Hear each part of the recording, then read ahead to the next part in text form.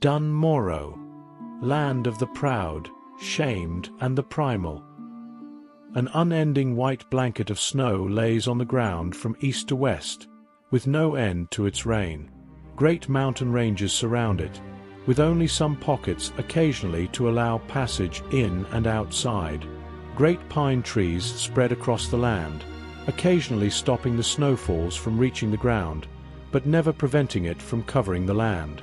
Small settlements of stone, houses, taverns to provide shelter from nature and foe alike. And the people that brave the harsh but beautiful conditions of this land, never shying away from showing hospitality towards the weary. Welcome to Dun Morogh. One of the favorite zones of many people that is worth the visit from time to time just to take in what a sight it is, and a recommendation for all the winter lovers. Being one of the two that is covered with snow in the whole of Eastern Kingdoms, it stands out easily from the others just by the looks alone. Surrounded by rocky mountains all around, it's a high-altitude, cold and windy region, a natural safe haven from the threats outside. But that doesn't make it uninhabitable. Great forests of pine trees are scattered around, with snow leopards, bears, wolves, boars calling it home for themselves, while the people seek warmth in small villages around, or in the mighty capital that carves itself inside the mountains, Ironforge. Looking around the snowy lands also comes with its own soundtrack that reflects not only the land, but the proud dwarves that make the place even mightier, sometimes toning down to the calm notes to relax a little from all the chaos happening around the lands, and sometimes showcasing the high notes of it grandiose. The natural ecosystem and sturdy dwarves, however, are not the only ones residing in this place. Some live in harmony like the gnomes, whose home they had to abandon, and was taken from them as a consequence, while others look for ways to retake it.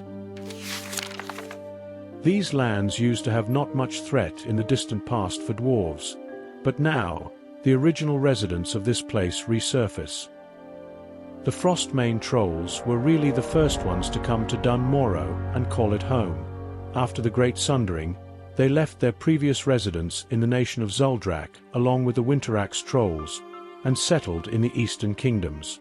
Once ruling these snowy lands not unlike their previous home, soon enough, the dwarven armies came and drove them towards the hills, where they had to cover inside dark caverns.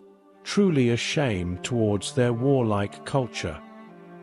Unable to do anything but watch the outside world, after some time, they saw that the Trogs were invading Dun Morogh, and rapidly becoming a problem.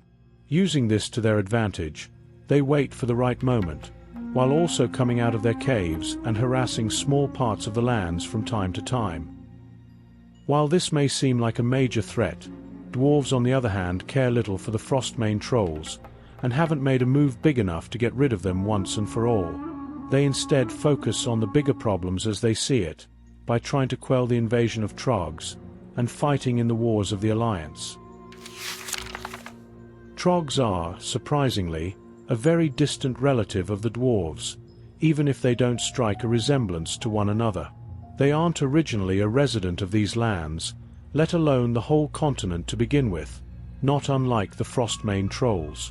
The main reason they're here, though, is in fact to do with the dwarves themselves. Firstly, a failed experiment of the Titans. The Trogs were a savage race of brutes with stone skin. This primal trait alone was enough to disturb their creators, and they were put to sleep before the coming of an advanced creation being the dwarves and gnomes, before their inevitable descent into the flesh. Thousands of years of this sleep was however interrupted by the exploration and excavations of dwarves, which made them resurface and take their savage anger out on the dwarven explorers. Some who managed to escape the grasp of this attack fled back to Dun Morogh, but little did they know that the Trogs were following them, just not from the surface. They were instead digging underground, following these running creatures, and almost nearing the capital, their interest were taken by the sounds coming from elsewhere, Gnomegan. Launching their assault on the city of gnomes, they would soon surface on the lands of Dun Morogh, and become a rapidly evolving problem for both races of dwarves and gnomes, by invading the surface side of Gnomegan, and also Coldridge Valley, a small part of the zone in the southwestern corner. Dun Moro is one of the first in a line of many zones that soothes many players' soul. It greatly portrays the winter aesthetic, and paves the way for the opportunity of experiencing the many quests the locals give, while also taking in the sights and having a peaceful time with all of it. Overall, it is a nice pit stop of a zone along the road while traveling the Eastern Kingdoms.